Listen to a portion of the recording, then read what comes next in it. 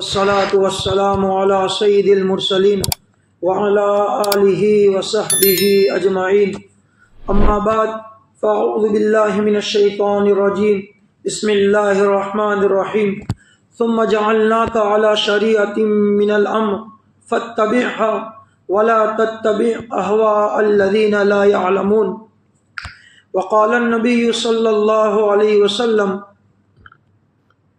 ترکت فیکم امرین لن تضلوا ما تمسکتم بہما کتاب اللہ و سنت رسولی وفی موضع آخر من تشبہ بقوم فهو منهم او کما قال علیہ الصلاة والتسلیم اللہم صلی علی سیدنا محمد وعلی آل سیدنا محمد افضل صلواتک بعدد محروماتک وبارک وسلم علیہ ربی یسر ولا تعسر وتمم بالخیر وَبِكَ نَسْتَعِينُ یا فتاح یا فتاح یا فتاح۔ بھائی دوست اور بزرگوں، اسلام کامل اور مکمل دین ہے، اور تاجدار مدینہ فخر دو عالم جناب محمد رسول اللہ صلی اللہ علیہ وسلم پر اللہ تعالیٰ نے دین ایمان کے جتنے طریقے تھے، رسم و رواج، ریت رواج تھے، وہ سارے مکمل کر دیے۔ بلکہ یہاں تک کہ دوستو اللہ نے قرآن میں اعلان کر دیا کہ جو اسلام کو لیے بغیر آئے گا تو اللہ اس کو فلن یقبل منہ، اس کو ہرگز اللہ قبول نہیں کرے گا۔ اور اللہ کے دوسری جگہ فرمایا وَمَن يُشَاقِقِ الرَّسُولَ مِن بَعْدِ مَا تَبَيَّنَ لَهُ الْهُدَىٰ، جو ہدایت کی بات روشن ہونے کے بعد، ایمان، اسلام، نبی کے طریقے، شریعت روشن ہو گئی، مسلمانوں کے سامنے کھول کر آ گئی، پھر بھی رسول کے طریقے پر چلتا نہیں، وَيَتَّبِعْ غَيْرَ سَبِيلِ الْمُؤْمِنِينَ، صحابہ اولیاء اللہ کے طریقے پر چلتا نہیں، تو اللہ کہتے ہیں وَيَتَّبِعْ غَيْرَ سَبِيلِ الْمُؤْمِنِينَ فَنُوَلِّهِ مَا تَوَلَّىٰ، تو جس راستے پر چل رہے اللہ چلنے دے گا کہ چلتے رہو، تو اپنی من کی مرضی کرتے رہو۔ وَنُصْلِهِ جَهَنَّمَ، جب ہمارے پاس آئے گا تو جہنم میں جھونک دیا جائے گا۔ وَسَاءَتْ مَصِيرًا، اور یہ جہنم کوئی ہوٹل نہیں ہے کہ وہاں چند دن روک کر نکال دیا جائے گا، وہ بہت بری ٹھہرنے کی جگہ ہے۔ اور اللہ کے نبی صلی اللہ علیہ وسلم کو اللہ نے فرمایا کہ نبی جی ہم نے آپ کے لیے خاص شریعت اور طریقہ ہے، ہم نے اس کے اوپر آپ کو چلتے کر دیا ہے، اسی شریعت اور سنت پر آپ چلتے رہیں گے اور اسی کی آپ اتباع کیجیے، اسی کے پیچھے چلیے۔ وَلَا تَتَّبِعْ سَبِيلَ الَّذِينَ أَهْوَاءَ الَّذِينَ لَا يَعْلَمُونَ، اور جو جانتے نہیں اللہ کے رسول کے طریقوں کو، ایمان کو، اللہ کے حکم کو، ایسے لوگوں کی خواہش کے پیچھے مت چلیے۔ اب میرے بھائیو ذرا ہم اس آیت اور حدیث پاک کی تھوڑی روشنی کو یہاں کھولتے ہیں جو زمانے سے ہم چل رہے ہیں۔ یہ تو پتہ چل گیا کہ اللہ نے اللہ کا حکم، نبی کے طریقے مکمل کر دیے، اور اس طرح سے واضح کر دیا میرے دوستوں کہ تھوڑی سی آدمی طلب بتائے، تھوڑی سی آدمی اندر کی جستجو بتائے تو مولانا بھی بیٹھے ہوئے ہیں، حفظ کرانے والے حافظ صاحب بھی بیٹھے ہوئے ہیں، سکھانے کے لیے تیار ہیں۔ ایک بچہ جب تک روتا نہیں ہے ماں سینے سے لگاتی نہیں ہے۔ آدمی کچھ طلب بھی بتاوے، کچھ اندر کی جو ہے اللہ کے نبی کے طریقوں کی محنت، اس کے جستجو بھی بتاوے کہ مولانا نے وہ کیوں آئے آنے ہم کئی حلوانوں۔ ایک خالی جو ہے نس پکڑ لیتا ہے ڈاکٹر اور یوں کہتا ہے کہ وہ تم کو جو ہے ڈائبٹیز ہے، بی پی ہے وغیرہ وغیرہ، تو سب سے پہلے اگر سب سے پہلے بیماری آئی ہے تو آدمی اندر سے جھٹکا کھا جائے گا کہ آبو تھی کیوں، وہ تو میٹھو کھاتو نہیں، یوں کرتا نہیں، اور یہ اس طرح کیوں بڑھ گیا۔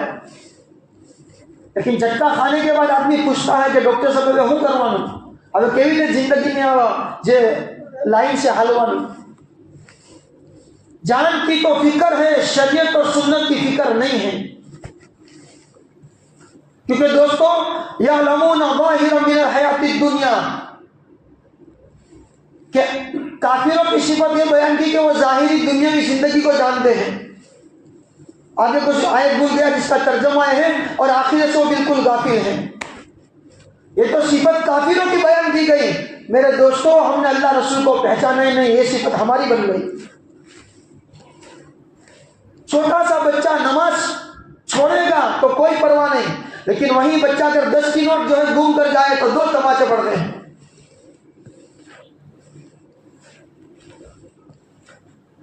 حضرت عمر کا زمانہ ہے رضی اللہ تعالیٰ، غالباً رمضان ہے، ایک شرابی کو پکڑا گیا اور اس شرابی کو کہا گیا بے شرم، رمضان کے مہینے میں شراب پیتا ہے، اور کوڑے لگائے۔ اور آخر جو جملہ حضرت عمر نے کہا، تو نے رمضان کے مہینے میں شراب چڑھائی ہے، مدینے کے چھوٹے چھوٹے بچوں نے روزے رکھے ہیں۔ ماحول جب بنتا ہے تو بچے بھی میرے دوستوں جو ہے بچپن سے روزے دار اور نمازی بنتے ہیں، اور جب ماحول سے مسلمان ہٹتا ہے تو بوڑھا ہو جاتا ہے لیکن چہروں پر نمازوں کے داغ بھی نہیں پڑتے۔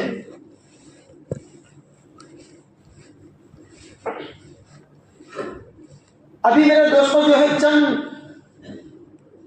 گیروں کی چیزیں چل رہی ہے، اور رات کے اندر ان کا تیوہار چلتا ہے، چند دنوں کے بعد وہ دیپاولی وغیرہ وغیرہ آئی ہے۔ 1400 سال پہلے حضور نے فرمایا تھا من تشبہ بقوم فہو منہم، جو آدمی جس قوم کے پیچھے چلے گا دنیا کے اندر ہو سکتا ہے کہ دنیا میں بھی شمار ہو جائے، لیکن آخرت کے اندر تو ہونا ہی ہونا ہے، اسی کے اندر شمار ہوگا۔ اس کی گنتی بڑے دنیا میں مسلمانوں کے اندر ہو، لیکن چال ڈھال، پہرویش، چہروں کے نقشے اور کپڑوں کی ڈیزائنیں اور ہماری یہ رسم و رواج اور ریت رواجی یہ بتلاتی ہے کہ غیروں کے طریقے پر چلتا ہے کہ نبی کے طریقے پر چلتا ہے۔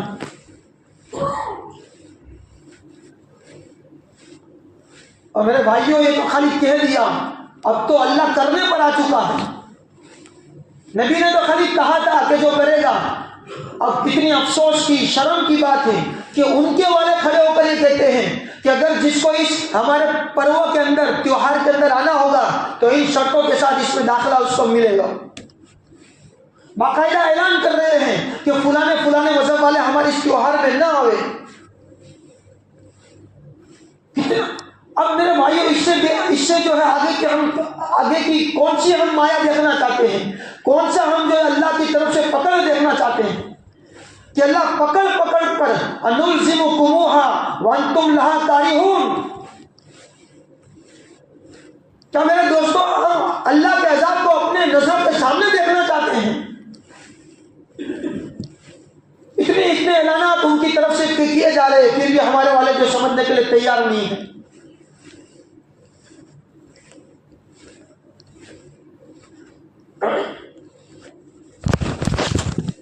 گیروں کے طریقے پر چلنا، اس کی 4 قسمیں، 4 پرکار علماء نے لکھے ہیں۔ ایک تو دوستوں جو ہے وہ گیروں کی جتنی مانیتائیں ہیں جو اسلام کے وردھ میں ہیں، مثال کے طور پر ہماری مانیتا عقیدہ ہے کہ اللہ ایک ہے، لوگوں کی مانیتا ہے کہ بہت سارے ہیں، تو اعتقاد کے اندر ان کے ساتھ چلنا یہ آدمی کو کفر تک پہنچا دے گا۔ اس کی زیادہ بحث نہیں کروں گا، بس بڑی بڑی باتیں کر کے بات ختم کرنا ہے۔ دوسرا میرے دوستوں، غیر لوگوں کے وہ خاص مخصوص لباس، مخصوص جو ہے شعار اور نشانیاں جو ان کے ساتھ خاص ہیں، ایسے چیزوں کا مسلمان کا اختیار کرنا بالکل حرام حرام حرام ہے۔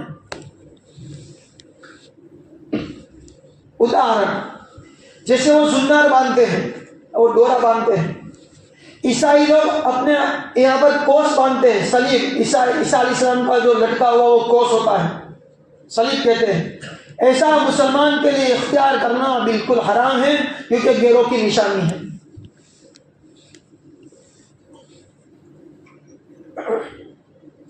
اسی کے اندر میرے دوستوں یہودیوں کی چھوٹی کٹ والی کیا آئے گی؟ ٹوپی۔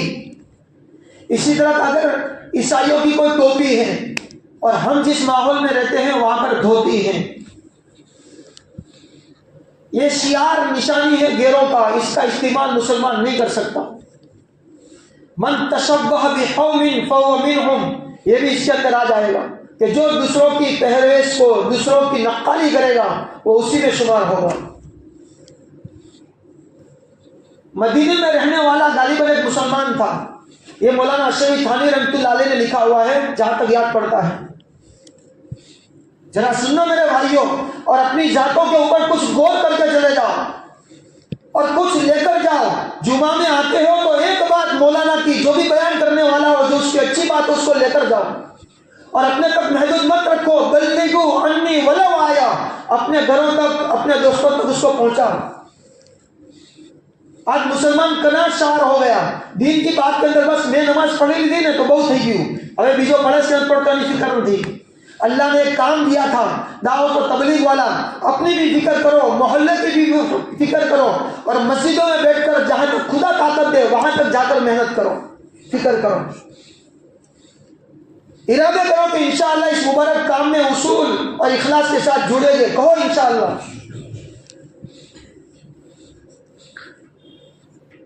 مولانا مدینے میں رہنے والا آدمی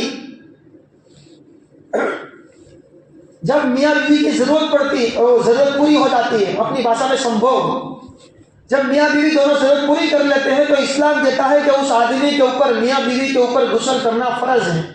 اس کے بغیر نہ قرآن پڑھ سکتا ہے، نہ نماز پڑھ سکتا ہے، نہ سجدہ کر سکتا ہے۔ سلام کر سکتے ہو، خدا کا ذکر کر سکتے ہو، لیکن اگر قرآن کی آیت پڑھنی ہے، غسل فرض ہے، تو آپ مسلمان نہیں کر سکتا۔ اب مدینے میں رہنے والا آدمی ذرا سننا کہ ایک تھوڑی سی شریعت کی چھوٹی سی بات جو ہے اونچ نیچ ہو گئی، کتنا بڑا ہنگامہ اور کتنی بڑی خدا نے اپنی قدرت دکھائی، کیونکہ خدا کے یہاں رشتے نہیں ہیں، خدا کے یہاں مالداری کا کوئی رشتہ نہیں ہے، وہاں شریعت ہے، نبی کی سنتیں ہیں۔ اب یہ جو آدمی تھا مسلمان مدینے میں رہنے والا، اس کو تھوڑی سی دل کے اندر تھوڑی وہم شک تھا کہ یار میں تھوڑا کدورت تھی اس طریقے کے بارے میں کہ عیسائیوں کے اندر کیسا اچھا ہے کہ اگر میاں بیوی ضرورت پوری کر لے تو ان کے یہاں غسل کوئی فرض ضروری نہیں ہے، کرے تو ٹھیک ہے، نہ کرے تو کچھ نہیں۔ اب اس آدمی کا انتقال ہو گیا، ذرا سننا، مدینہ کے دھرتی پر مرنے والا مسلمانوں، ہم کون سی زمین پر جی رہے ہیں ہر ایک کو معلوم ہے، اور کون سے ماحول میں جی رہے ہیں سب کو معلوم ہے۔ موبائل کا زمانہ ہے، گناہوں کا بازار گرم ہے، اور فتنے میرے دوستوں آسمان سے بارش کی طرح برس رہے ہیں۔ ایمان دین کا بچانا مشکل ہو چکا ہے، بلکہ نسلوں کے اندر ایمان کا باقی رکھنا بھی مشکل ہو چکا ہے۔ اس آدمی کا انتقال ہو گیا، چند دنوں کے بعد کچھ قبر کو کھودنے کی ضرورت پڑی اس آدمی کی۔ اللہ کی قدرت جہاں میرے بھائیوں، اللہ دیکھنے والوں نے دیکھا، جس قبر کے اندر اس آدمی کو دفن کیا ہے وہاں سے کسی عورت کی لاش نکلی۔ کائنات خدا کی ہے، وہ جو چاہے وہ سب کچھ کرنے پر قادر ہے۔ اسی درمیان، اسی زمانے کے درمیان یا اسی دن باہر کے دیش انگلستان کے اندر قبر کھودی گئی۔ یہ عورت جہاں پر دفن ہوئی تھی انگلستان کے اندر، وہاں قبر کھودی گئی، تو وہاں سے اس عورت کی جگہ پر مدینے والا مرنے والا جو مسلمان تھا اس کی قبر وہاں سے نکلی، اس کی لاش وہاں سے نکلی۔ ایک ہنگامہ ہو گیا کہ کیا ہوا، جہاں پر آدمی کو دفن کیا وہاں سے عورت نکلی، جہاں عورت کو دفن کیا وہاں سے آدمی نکلا۔ تحقیق کرتے کرتے میرے بھائیوں، دل کے کانوں سے سننا، تھوڑی سی بہتر ایمان کی، اللہ کے رسول کی سنتوں کی لے کر جانا۔ تحقیق کرنے پر معلوم ہوا کہ یہ عورت عیسائی تھی، لیکن اس کو ایک اسلامی طریقے سے محبت تھی۔ وہ کہا کرتی تھی اسلام کیسا اچھا مذہب ہے، جب میاں بیوی ضرورت پوری کر لیتا ہے تو اسلام کہتا ہے غسل کر لو۔ تو اس سے یہ طریقہ مجھے بہت پسند ہے۔ وہ عیسائی عورت کو یہ طریقہ پسند تھا، مدینے میں رہنے والے کو مدینے والے کا طریقہ پسند نہ آیا، اور انگلستان میں رہنے والے کو مدینے والے کا طریقہ پسند آ گیا۔ مدینے میں مرنے والے انگلستان میں خدا نے پہنچایا، اور انگلستان میں مرنے والے کو خدا نے مدینے میں پہنچا دیا۔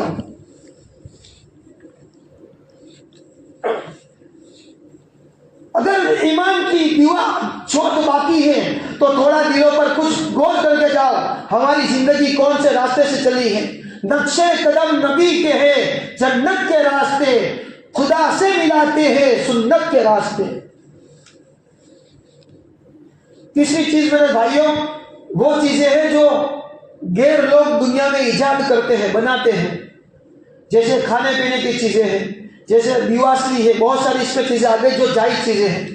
ایسی ساری چیزیں جو شریعت کے خلاف نہ ہو، ان کا دھارمک کوئی نشانی نہ ہو، ایسی ساری چیزیں مسلمان اختیار اس کو اپنا سکتا ہے۔ جیسے عام طور سے حضرت مولانا عمر صاحب رحمۃ اللہ علیہ فرمایا کرتے تھے کہ تم دین کے کام میں مشغول ہو جاؤ، دین کو اپنا اوڑھنا بچھونا بنا لو۔ پھر فرماتے تھے چیزیں وہ بنائیں گے اور استعمال انشاءاللہ ہم کریں گے۔ اکواڑا کے ہمارے استاد ہیں، فرماتے تھے دین کے کام میں ہو جاؤ بیزی، خدا تمہارے کام کو کر دے گا ایزی۔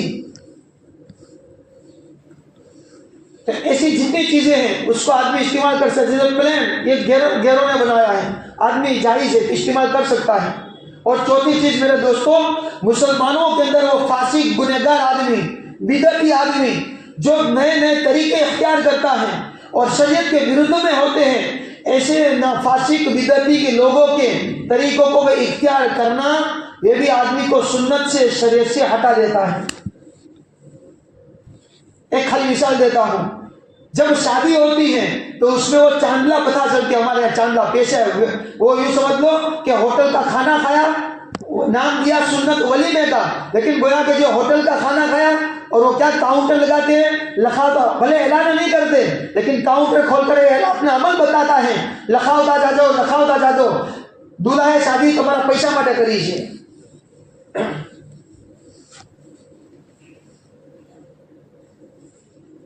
تو ایسے طریقے جیسے جہارت کا، اس طرح بہت ساری چیزیں ہیں دوستوں، بس وہ اپنے امام سے پوچھ لینا۔ اب اپنی بات پر آتے ہیں بھائیوں، یہ جتنے تیوہار چلتے ہیں، اتنی ساری چیزیں ہونے کے باوجود بھی میرے بھائیوں اگر ہماری آنکھیں نہ کھلے، حضرت مولانا ذوالفقار صاحب دامت برکاتہ نے قصہ لکھا ہے، ایک بزرگ کی زندگی اللہ رسول پر چلی، انہی کے مطابق کھپی اور انہی کے اندر اسی درمیان اسی طریقوں کے مطابق انتقال ہوا۔ حضرت نے لکھا ہے کتاب کے اندر، جب کسی نے خواب میں دیکھا تو پوری کارگزاری صلی اللہ علیہ نے سنائی، قبر میں پہنچے ہیں، اللہ نے فرشتوں کو حکم دیا اس اللہ والے کی قبر کو آگ سے جلاؤ، آگ جلائی گئی، عجیب جو ہے اس اللہ والے سے چیخے پکار نکلی، یا اللہ زندگی تیرے حکم کے مطابق، نبی کے سنت کے طریقوں کے مطابق گزری، کون سا گناہ ہو گیا کہ یہ حکم دیا گیا؟ کرتے کرتے کرتے جو ہے اللہ نے حکم دیا، ہولی والی دن یاد ہے، ہولی والا دن کیا ہوا؟ کہا کہ جو ہے ایک بزرگوں کی عادت ہوتی ہے پان کھانے کی، کہ پان چبا رہے تھے، سامنے سے ایک جانور نکلا، دل میں بات آئی دنیا انسانوں کو رنگ رہی ہے، پچکاری مار کے میں ان کو رنگ دوں، کہا کہ یہ مشابہت ہو گئی گھیروں والی، اس کی سزا کی پاداش میں قبر کی عذاب کو جلایا جا رہا ہے۔ اسلام نے میرے دوستوں بہت سارے طریقے بتائے ہیں کہ جو گھیروں کے خلاف میں پڑ جاوے وہ حرام ہے۔ آپ کسی مفتی صاحب کے پاس جا کر ایک آدمی مسلمان سے ملے اور یوں السلام علیکم السلام علیکم یوں ہاتھ دکھاتا ہے، اگر قریب میں وہ آدمی ہے تو ہاتھوں کے ذریعے اشارہ نہیں کیا جائے گا، یاد رکھو۔ ہاں دور ہے تو آپ سلام بھی زبان سے بولو اور دور سے اشارے کرو تاکہ اس کو مسلمان کو پتا چلے کہ سلام کر رہے ہیں، لیکن جیسے میں یہاں پر ہوں، یہ حضرت یہاں پر ہیں، میں ان کو السلام علیکم، یہ ہاتھوں کا اشارہ کرنا یا عیسائی یا یہودیوں کا طریقہ ہے، یہ مسلمانوں کے لیے جائز نہیں ہے۔ اکبر نے اپنے زمانے میں دین الہی کر کے کیا نکالا؟ دین نکالا۔ مجھے نہیں لگتا ثانی شریف والے رحمت اللہ علیہ، یہ حضرت عمر فاروق کے زمانے کے نسل میں سے ہیں، یہ مولانا اشرف علی تھانوی یہ حضرت عمر فاروق رضی اللہ عنہ کی نسل میں سے ہیں، یہ علماء جو دیوبند ہیں میرے بھائیوں، یہ سارے کے سارے صحابہ کی جو ہے نسلوں میں سے ہیں۔ حضرت مولانا قاسم صاحب نانوتوی رحمت اللہ علیہ حضرت ابو بکر صدیق رضی اللہ عنہ کی نسل میں سے ہیں، مولانا الیاس صاحب رحمۃ اللہ علیہ یہ ابو بکر صدیق رضی اللہ عنہ کی نسل میں سے ہیں۔ بات تھوڑی الگ چلے جائے گی لیکن سنو، اور جس مسلک پر چلتے ہو اس پر یقین کے ساتھ، اعتماد کے ساتھ، وشواس کے ساتھ جو ہے عمل کرو کہ الحمدللہ جس مسلک کو اپنائے ہوئے ہیں وہ صحابہ والا مسلک ہے، صحابہ کی نسلوں والا مسلک ہے۔ پھر یہ مسلک آپ لوگ کہو گے مسلک کی بات چلو تھے گی، مسلک کی بات نہیں ہے، ہمارے گھر میں ہماری بات نہیں ہوگی تو کیا گھیروں کے پر بات ہوگی، بات الگ ہوگی۔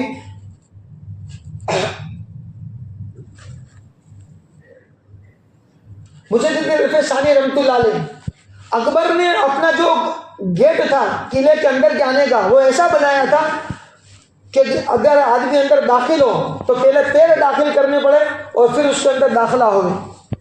ایسا کیوں کیا؟ جیسے ایک بڑا دروازہ ہے تو بڑا دروازہ آدمی چل کر آ سکتا ہے، لیکن اس نے جو گیٹ بنایا تھا وہ بالکل نیچا رکھا تھا تاکہ آدمی جھک کر اور جھک کر آوے تاکہ یہ عملاً اس بادشاہ کے سامنے جھکنا ہو جاؤ.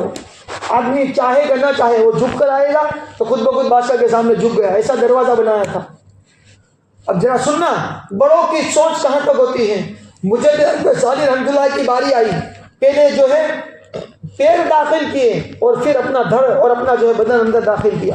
یہ بتایا کہ عملاً بھی ہم کسی کے سامنے جھکتے نہیں ہیں, کیونکہ آدمی جھک کر جائے گا تو خود بخود سر جو ہے سامنے والے کے سامنے جھک جائے گا. حالانکہ مجبوری ہے, لیکن پھر بھی حضرت نے پہلے داخل کیے پیروں کو اور پھر اپنا جو ہے بدن ان کے اندر داخل کیا. اس لیے بتلا رہا ہوں کہ ہمارے بڑے میرے دوستوں اسلامی جو عقیدے ہیں, اسلامی جو طریقے ہیں, اس کے اندر بڑے محتاط ہو کر بڑے احتیاط کے ساتھ ساؤ چیپی کے قدم کے ساتھ چلتے تھے. قدم قدم پر وہ اپنے ایمان کو اپنے نبی کے طریقوں کو سوچتے تھے. باعزید بستامی رحمۃ اللہ علیہ بس رحمۃ اللہ علیہ نے خواب دیکھا. باعزید کون ہے کبھی اپنے مولانا سے پوچھنا. کہنے والوں نے کتاب میں لکھا ہے جس طرح فرشتوں کے اندر جبرائیل سب سے جو فرشتوں کا سردار ہے, لکھنے والوں نے لکھا ہے باعزید اللہ والوں کے اندر سردار ہیں رحمۃ اللہ علیہ. خواب دیکھا اللہ کے نبی صلی اللہ علیہ وسلم کی مجلس لگی ہوئی ہے, سب کو بلایا جا رہا ہے, آ جاؤ. ایک پہرے دار دروازے کے اوپر فرشتہ بیٹھا ہوا ہے, کھڑا ہے, جو بھی آتا ہے اگر حضور اشارہ کر دیا اندر جا رہے جا رہے جا رہے ہیں. باعزید بستامی رحمۃ اللہ علیہ کی باری آئی. باعزید کو روک دیا گیا کہ اندر نہیں جا سکتے. اوہو, سنت کا جو علم بردار ہے, جس کے زندگی میں بچپن سے لے کر بوڑھے ہونے تک کبھی کوئی سنت نہیں چھوٹی ہے, اللہ کے حکم کی پاسداری کے اندر جس کی زندگی گزری ہے, اس کو نو انٹری کے پاٹے لگا دیے فرشتے نے کہا نہیں جا سکتے. آنکھ کھل گئی, دل بے چین. ارے بھائیوں سنتوں پر رہو, اللہ کے حکم پر رہو کہ اللہ کے حکم ٹوٹ گئے. صحابہ اگر نماز کے اندر تکبیر اولیٰ امام کے ساتھ چھوٹ جاتی 3 دن تک غم مناتے تھے, اور اگر نماز چھوٹ گئی, جماعت خالی چھوٹ گئی, قضا نہیں ہوئی, نماز چھوڑی نہیں ہے, جماعت چھوٹ گئی, 7 دن تک یہ صحابہ وہ غم مناتے تھے. اللہ تکبیر اولیٰ چھوٹ گئی, اے اللہ امام کے پیچھے جماعت چھوٹ گئی. دین کے چھٹنے پر غم مناؤ, دنیا کے چھٹنے پر غم مت مناؤ. دنیا تو مل کر رہے گی, لیکن آخرت وہ آدمی کی جستجو لگن اور محنت پر ملے گی.